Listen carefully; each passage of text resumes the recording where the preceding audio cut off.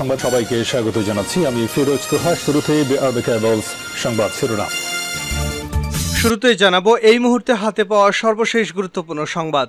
উপজেলা পরিষদ নির্বাচন বর্জনের সিদ্ধান্তে অনেকটা নাকশ বিএনপি তৃণমূলের নেতারা। এবারে জানাবো সড়ক দুর্ঘটনা নিয়ে সরকারের কোনো ভ্রুক্ষেপ নেই বলে দাবি করেছে বিএনপি। সম্প্রতি ঝালকাঠির গাবখান সেতু টোল প্লাজায় সিমেন্টবাহী একটি ট্রাকের ধাক্কায় প্রাইভেট কার ও 3টি ইজি বাইকের 14 জন যাত্রী নিহত হন এবং আরও কয়েকজন গুরুতর আহত হওয়ার ঘটনায় গভীর উদ্বেগ ও শোক প্রকাশ করে বিএনপির মহাসচিব ফখরুল ইসলাম আলমগীর একথা বলেন। এদিকে আন্দোলন সংগ্রাম পুনর্গঠনে নতুন রাজনৈতিক কৌশলের সন্ধানে রয়েছে বিএনপির মহাসচিব মির্জা ফখরুল ইসলাম আলমগীর। 3.5 মাস কারাভোগ করে গত 15 ফেব্রুয়ারি মুক্তি পাওয়ার পর থেকেই দলের ভেতরের ও যুগপথের যুক্ত নেতাদের সঙ্গে পরামর্শ ও আলোচনা করছেন তিনি। উদ্দেশ্য রাজনৈতিক নতুন কী কৌশল নিয়ে মাঠে সক্রিয় হওয়া যায়। জানাবো বিএনপির জ্যেষ্ঠ যুগ্ম মহাসচিব রুহুল কবির রিজভী বলেছেন, আওয়ামী লীগ সাধারণ সম্পাদক ওবায়দুল কাদের বিএনপির 60 লাখ নেতাকর্মীর বিরুদ্ধে মামলা হওয়ার যে তালিকা চেয়েছেন তা তো সরকারের কাছেই আছে। ওবায়দুল কাদের সাহেবের স্নায়ু শিথিল, মস্তিষ্ক অলস এবং হৃদয় দুর্বল হওয়ার কারণে বেশি বেশি অবান্তর কথা বলছেন।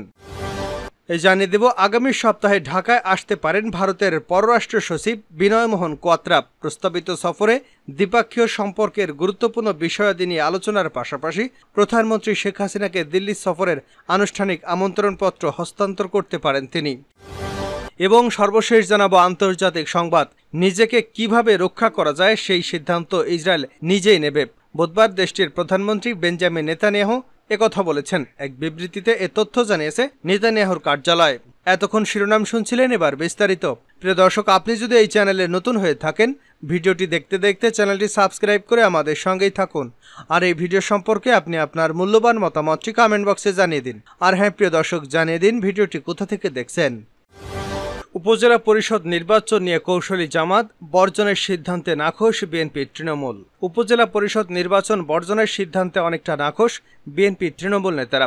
মনোনয়নপত্র জমা দেওয়ার সময় শেষ হওয়ার পর উপজেলা নির্বাচনে অংশ না নেওয়ার সিদ্ধান্ত নিয়েছে বিএনপি। দলের প্রার্থীরা বলছেন, শেষ মুহূর্তে এসে এই সিদ্ধান্ত তাদের হতাশ করেছে। গেল 2 মাস তারা নির্বাচনী মাঠে ছিলেন। বর্জনের সিদ্ধান্ত যেহেতু নেবেই, তাহলে তফসিল ঘোষণার পরপরই জানিয়ে দিতে পারত। এতে তাদের আর্থিক গচ্চা হতো না। আর উপজেলা নির্বাচন নিয়ে জামায়াতে ইসলামী কৌশলে অবস্থানে রয়েছে। তারা এখনও আনুষ্ঠানিকভাবে কোনো সিদ্ধান্তর কথা জানায়নি। তাদের দলীয় প্রার্থীরা বলছেন, মনোনয়নপত্র প্রত্যাহারের শেষ দিন পর্যন্ত অপেক্ষা করতে বলা হয়েছে কেন্দ্র থেকে। বিএনপির নীতি নির্ধারণী পর্ষদ স্থায়ী কমিটি গত সোমবার রাতে বৈঠক করে বর্তমান সরকারের অধীনে দ্বাদশ জাতীয় সংসদ নির্বাচনে ভোট বর্জনের ধারাবাহিকতায় উপজেলা নির্বাচনও বর্জন করার সিদ্ধান্ত নিয়েছে। দলটির স্থায়ী কমিটির গত রাতের ওই বৈঠকের সিদ্ধান্ত সম্পর্কে বিএনপির জ্যেষ্ঠ যুগ্ম মহাসচিব রুহুল কবির রিজভী মঙ্গলবার গণমাধ্যমকে এক সংবাদ বিজ্ঞপ্তি পাঠিয়েছেন। তাতে বলা হয়েছে, নির্বাচনী প্রহসনের অংশীদার হতে চায় না বিএনপি। সে কারণে 8 মে থেকে শুরু হওয়া উপজেলা পরিষদ নির্বাচন বর্জনের সিদ্ধান্ত নিয়েছে। 2 মাস ধরে নির্বাচনের প্রস্তুতি নিয়েছেন ব্রাহ্মণবাড়িয়া সরাইল উপজেলা বিএনপি সাধারণ সম্পাদক অ্যাডভোকেট নুরুজ্জামান লস্কর তপু। যথারীতি উপজেলা নির্বাচনের জন্য মনোনয়নপত্র জমাও দিয়েছেন। মনোনয়নপত্র জমা দেওয়ার একদিন পর কেন্দ্র থেকে ভোট বর্জনের ঘোষণা আসায় হতাশ হয়েছেন তিনি। এই প্রার্থীর মতে, শেষ মুহূর্তে এসে দলের এমন সিদ্ধান্তে তৃণমূলের মনোবল ভেঙেছে। নুরুজ্জামান লস্কর তপু বলেন, দলের উচিত ছিল নির্বাচনের তফসিল ঘোষণার পরপরই চূড়ান্ত সিদ্ধান্ত জানিয়ে দেওয়া। এতে আমাদের নানা দিক দিয়ে সুবিধে হতো। আগেই শুনেছি এবার উপজেলা নির্বাচন নিয়ে দল নমনীয় অবস্থানে থাকবে। শেষ মুহূর্তে এসে না যাওয়ার সিদ্ধান্ত নিল। আমি গত 2 মাসে ভোটের মাঠে রয়েছি, ভোটারদের ঘরে ঘরে গিয়েছি। এখন নির্বাচন থেকে সরে দাঁড়াবেন কিনা এর জবাবে তিনি বলেন, আমার সঙ্গে কয়েকটি ইউনিয়ন পরিষদের চেয়ারম্যান মাঠে কাজ করেছেন, তাদের সবাইকে নিয়ে বসে সিদ্ধান্ত নেব। সিলেটের বিশ্বনাথ উপজেলার সাবেক ভাইস চেয়ারম্যান ও পৌর বিএনপির সদস্য গাউস খান বলেন, আমি মনোনয়নপত্র জমা দিয়েছি। এখন দল যেহেতু ভোট বর্জনের সিদ্ধান্ত নিয়েছে, তাই আমরা জেলা বিএনপি আলোচনা করে একটি পর্যায়ে পৌঁছব। সবার সম্মিলিত মতামত নিয়ে কাজ করব। সড়ক দুর্ঘটনা নিয়ে সরকারের কোনো ভ্রুক্ষেপ নেই বিএনপি। ঝালকাঠি গাবখান সেতু টোল প্লাজায় সিমেন্টবাহী একটি ট্রাকের ধাক্কায় প্রাইভেট কার এবং 3টি ইজি বাইকের 14 জন যাত্রী নিহত এবং আরও কয়েকজন গুরুতর আহতর ঘটনায় গভীর শোক ও দুঃখ প্রকাশ করেছে বিএনপির মহাসচিব মির্জা ফখরুল ইসলাম আলমগীর। বুধবার রাতে এক শোকবার্তায় বিএনপি মহাসচিব আরও বলেন, এ ধরনের সড়ক দুর্ঘটনায় মানুষের হতাহতের ঘটনা অত্যন্ত হৃদয় বিদারক এবং মর্মস্পর্শী। তিনি বলেন, প্রতিনিয়ত সারা দেশে সড়ক দুর্ঘটনায় অসংখ্য মানুষের প্রাণ ঝরে যাচ্ছে। গুরুতর আহত হয়ে পঙ্গুত্ব বরণ করছে, অথচ সরকারের সেদিকে কোনো ভ্রুক্ষেপ নেই। সড়কে চরম অব্যবস্থাপনা এবং প্রশাসনের খামখেয়ালির কারণে সড়ক দুর্ঘটনায় ভয়াবহ রূপ ধারণ করেছে, যা গভীর উদ্বেগজনক। তিনি ঝালকাঠিতে সড়ক দুর্ঘটনায় নিহতদের আত্মার শান্তি ও আহতদের আশু সুস্থতা কামনা করেন। এছাড়া আহতদের পরিবার ও পরিজনদের প্রতি গভীর সমবেদনা জ্ঞাপন করেন। নতুনত্বের খোঁজে মির্জা ফখরুল। আন্দোলন সংগ্রাম পুনর্গঠনে নতুন রাজনৈতিক কৌশলের সন্ধানে রয়েছেন বিএনপির মহাসচিব মির্জা ফখরুল ইসলাম আলমগীর। ৩.৫ মাস কারাভোগ করে গত ১৫ই ফেব্রুয়ারি মুক্তি পাওয়ার পর থেকেই দলের ভেতরে ও যুগপথে যুক্ত নেতাদের সঙ্গে পরামর্শ এবং আলোচনা করছেন তিনি। উদ্দেশ্য রাজনৈতিক নতুন কৌশল কি হতে পারে তা নিয়ে মাঠে সক্রিয় হওয়া। এই প্রক্রিয়ার অংশ হিসেবে দলের অন্যতম সিনিয়র নেতা ডক্টর খন্দকার মোশাররফ হোসেনের সঙ্গে সাক্ষাৎ করেছেন তিনি। বুধবার সন্ধ্যা 6:45টার দিকে মোশাররফ হোসেনের গুলশানের বাসভবনে যান মহাসচিব মির্জা ফখরুল ইসলাম আলমগীর। সেখানে তারা অন্তত 1 ঘণ্টা পরস্পরের সঙ্গে কথা বলেন। বিএনপির মিডিয়া সেলের সদস্য সাইরুল কবির খান বলেছেন, ডক্টর খন্দকার মোশাররফ হোসেন স্যারের স্বাস্থ্যের খোঁজ নিতে বিএনপির মহাসচিব মির্জা ফখরুল ইসলাম আলমগীর তার বাসায় যান। সেখানে একান্ত সান্নিধ্যে প্রায় ঘণ্টা দুয়েক তারা একে অপরের সঙ্গে আলাপ আলোচনা করেছেন। দলীয় সূত্র জানায়, নতুন করে আন্দোলন এবং দল সুসংগঠিত করতে বিএনপির সামনে বিকল্প নেই, আর এজন্য প্রয়োজন নতুন কৌশল। মির্জা ফখরুল দলের ভেতরে ও সমাপনী বিরোধী দলগুলোর শীর্ষ নেতা বিশিষ্ট নাগরিকদের সঙ্গে আলোচনা করছেন। জনগণের সামনে কি রাজনীতি তুলে ধরবেন এ নিয়েও সবার সঙ্গে কথা বলছেন। মির্জা ফখরুলের ঘনিষ্ঠ সূত্রের দাবি, রাজনৈতিক কৌশল স্পষ্ট না হওয়ার কারণে মির্জা ফখরুল প্রকাশ্যে বক্তব্য রাখছেন কম। বিষয়টি নিশ্চিত হলে তিনি আবার সক্রিয় হবেন। হৃদয় দুর্বল হওয়ায় ওবায়দুল কাদের অবান্তর কথা বলছেন রিজভী। বিএনপির জ্যেষ্ঠ যুগ্ম মহাসচিব রুহুল কবির রিজভী বলেছেন, আওয়ামী লীগের সাধারণ সম্পাদক ওবায়দুল কাদের বিএনপির ৬০ লাখ নেতাকর্মীর বিরুদ্ধে মামলা হওয়ার যে তালিকা চেয়েছেন তা সরকারের কাছেই আছে। ওবায়দুল কাদের সাহেবের স্নায়ু শিথিল, মস্তিষ্ক অলস এবং হৃদয় দুর্বল হওয়ার কারণে বেশি বেশি অবান্তর কথা বলছেন। বিএনপির সাবেক সাংগঠনিক সম্পাদক ইলিয়াস আলীর নিখোঁজ হওয়ার ১২ বছর পূর্ণ হওয়ার দিন বুধবার এক সংবাদ সম্মেলনে এ কথা বলেন রিজভী। রাজধানীর নয়াপল্টনে বিএনপির কেন্দ্রীয় কার্যালয়ে সংবাদ সম্মেলন অনুষ্ঠিত হয়। এতে রিজভী বলেন, বিনা ভোটে সরকার অসংখ্য মানুষকে গুম, খুন ও অপহরণ করেছে।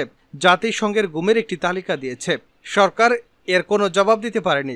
গণমাধ্যমে দেখেছি আওয়ামী লীগের সাধারণ সম্পাদক ওবায়দুল কাদের সাহেব বিএনপির কাছে তালিকা চেয়ে তার স্বরে চিৎকার করেছেন। ওবায়দুল কাদের সাহেব কিসের তালিকা চাইছেন? এর আগেও তো তালিকা দেওয়া হয়েছিল। তিনি বলেন, আর তালিকা তো আপনাদের কাছে আছে, আইন, আদালত, থানা, পুলিশ তো আপনাদেরই কবজায়। রিজভী বলেন, সমাজে মানুষের মধ্যে ভয়, আতঙ্ক, নিরাপত্তাহীনতার বোধ সৃষ্টির জন্যই গুমকে কৌশল হিসেবে ব্যবহার করছে আওয়ামী লীগ। তাদের মূল লক্ষ্য বিরোধী কণ্ঠকে নির্মূল করা। সংবাদ সম্মেলনে মিথ্যা মামলায় অন্যায়ভাবে সাজাপ্রাপ্ত বিএনপি জাতীয় নির্বাহী কমিটির সহ স্বেচ্ছাসেবক বিষয়ক সম্পাদক আব্দুল কাদের ভূঁইয়া জেলে জামিন না হওয়ায় গভীর উদ্বেগ প্রকাশ করেন রিজভী। তিনি আব্দুল কাদের ভূঁইয়ার বিরুদ্ধে করা মামলাকে মিথ্যা অভিহিত করে তা প্রত্যাহার এবং সাজা বাতিলের আহ্বান জানান। দিল্লির বিদেশ সচিব ঢাকায় আসছেন। আগামী সপ্তাহে ঢাকায় আসতে পারেন ভারতের পররাষ্ট্র সচিব বিনয় মোহন কোত্রা। প্রস্তাবিত সফরে দ্বিপাক্ষীয় সম্পর্কের গুরুত্বপূর্ণ বিষয়াদি নিয়ে আলোচনার পাশাপাশি প্রধানমন্ত্রী শেখ হাসিনাকে দিল্লি সফরের আনুষ্ঠানিক আমন্ত্রণপত্র হস্তান্তর করতে পারেন তিনি। দায়িত্বশীল একাধিক কূটনৈতিক সূত্রগুলো রাতে মানবজমিনকে সফরের বিষয়টি জানিয়েছে। সূত্রমতে আগামী 20 এপ্রিল সফরটি হতে পারে। জানাবো আন্তর্জাতিক সংবাদ। আত্মরক্ষার সিদ্ধান্ত আমরা নিজেরাই নেব। নেতানিয়াহু, নিজেকে কিভাবে রক্ষা করা যায় সে বিষয়ে ইসরায়েল নিজেই সিদ্ধান্ত নেবে। বুধবার দেশটির প্রধানমন্ত্রী বেঞ্জামিন নেতানিয়াহু একথা বলেছেন। এক বিবৃতিতে এ তথ্য জানিয়েছে নেতানিয়াহুর কার্যালয়। ইসরায়েলের ইরানি হামলার পর দেশটির প্রতিক্রিয়া জানানোর বিষয়ে সংযমের আহ্বান জানিয়েছিল পশ্চিমারা। এরপরই এমন কথা বলেন তিনি। ব্রিটিশ বার্তা সংস্থা রয়টার্স এ খবর জানিয়েছে, যুক্তরাষ্ট্র, ইউরোপীয় ইউনিয়ন এবং শিল্পোন্নত দেশগুলোর জোট G7 ইরানের উপর কঠোর নিষেধাজ্ঞাগুলোর বিবেচনা করার পরিকল্পনার ঘোষণা দিয়েছে। দামেস্কে ইরানি দূতাবাস কম্পাউন্ডে সন্দেহভাজন ইসরায়েলি বিমান হামলার প্রতিশোধ হিসেবে 1 এপ্রিল দেশটিতে পাল্টা হামলা করেছিল ইরান। তবে অধিকাংশ ক্ষেপণাস্ত্র এবং ড্রোনগুলোকে গুলি করে ভূপাতিত করেছিল ইসরায়েল এবং তার মিত্ররা। এই হামলায় হতাহতের কোনো ঘটনা ঘটেনি। তবে ইসরায়েল অবশ্যই ইরানের করা এই হামলার প্রতিশোধ নেবে বলে জানিয়েছে। এদিকে ইসরায়েলের এমন হুমকির প্রতিক্রিয়ায় পাল্টা হুমকি দিতে পেছাপা হয়নি ইরান। ইসরায়েলের কোনো প্রকার হামলা হলে এর প্রতিশোধ হিসেবে আবারও হামলা করার হুঁশিয়ারি দিয়েছে দেশটি। বুধবার সন্ধ্যায় পূর্ব লেবানন ইরান সমর্থিত হিজবুল্লাহ সন্ত্রাসী অবকাঠামোতে হামলার কথা জানিয়েছে ইসরায়েলের বিমান বাহিনী। ইসরায়েলের উত্তর সীমান্ত জুড়ে সংঘর্ষ আরও বাড়তে পারে এমন উদ্বেগের মধ্যেই এই হামলা করেছে তারা। এর আগে জার্মানি ও ব্রিটিশ পররাষ্ট্রমন্ত্রীদের সঙ্গে দেখা করেছিলেন নেতানিয়াহু। তারা উভয়ই ইসরায়েল সফরে গিয়েছিলেন। দেশটিতে ইরানের হামলার পরপরই এই সফর করেন তারা। সফরে গাজায় চলমান যুদ্ধের মাধ্যমে প্রভাবিত হয়ে এই সংঘাতে যাতে একটি আঞ্চলিক সংঘাতের রূপ না নেয় সে বিষয়ে জোর দেন তারা। এক বিবৃতিতে নেতানিয়াহুর কার্যালয় জানিয়েছে, অ্যানালেনা বেয়ারবোক এবং ডেভিড ক্যামেরনকে তাদের সামর্থ্যের জন্য ধন্যবাদ জানিয়েছেন ইসরায়েলের প্রধানমন্ত্রী।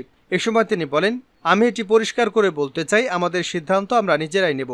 নিজেকে রক্ষার জন্য ইসরায়েল রাষ্ট্র প্রয়োজনীয় সব পদক্ষেপ নেবে।